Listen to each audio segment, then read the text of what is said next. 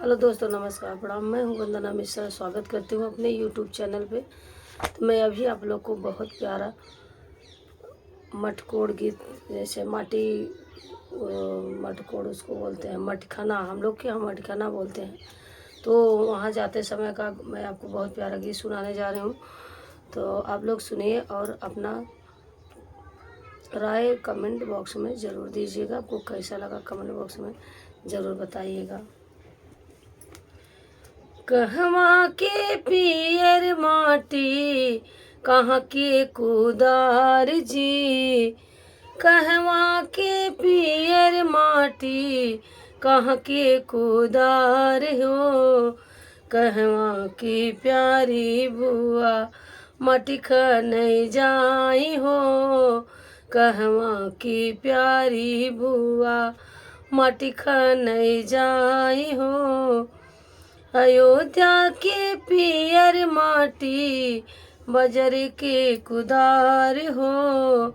ससुरे से बुआ आवे, माटी खने जाई हो।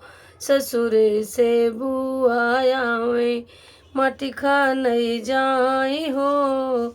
ससुरे से बुआ आवे। कहवा के डाल दौरिया, कहवा के कुदार हो। कहवा के डाल मौनिया, कहवा के कुदार हो।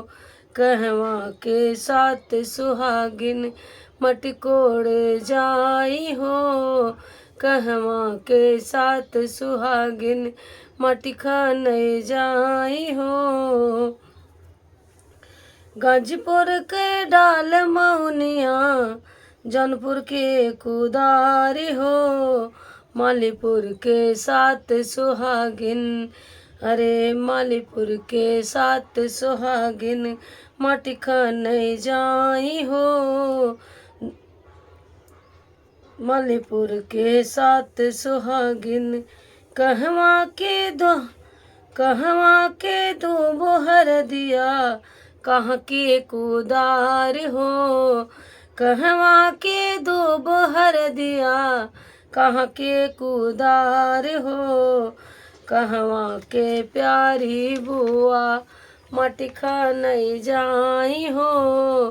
कहवा के प्यारी बुआ, खेतवा से आइल दुबिया, बाजार से कुदार दिया हो। मालीपुर के आई, मालीपुर के कुदार हो। ससुरे से बुआ आई, माटी खने जाई हो। ससुरे से बुआ आई। खेतवा से आइल दुबिया, खेतवा से दुबिया आइल, बाजार से हर दिया हो। मालीपुर से आई कुदरिया, मालीपुर से आई कुदरिया, मटकोड़े जाई हो। ससुरे से बुआ आई, मटकोड़ जास हो।